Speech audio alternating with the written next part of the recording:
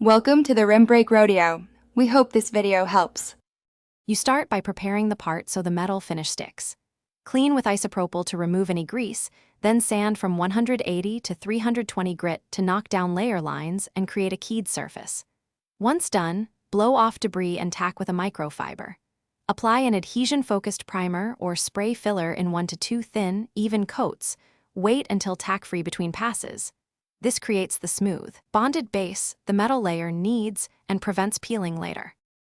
You now metallize the surface using either a metal effect spray or adhesive plus metal leaf. For sprays, maintain about 15 to 20 cm distance and use sweeping passes. For leafing, tack the leaf with a thin adhesive and press gently.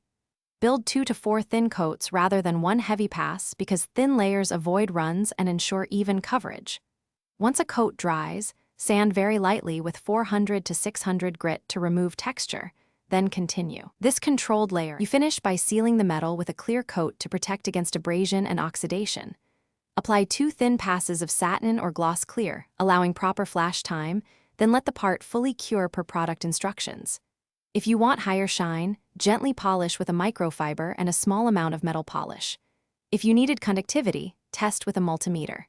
If you encounter peeling, strip the failed area, increase sanding for better mechanical grip, reprime, and ensure each layer is fully cured before continuing.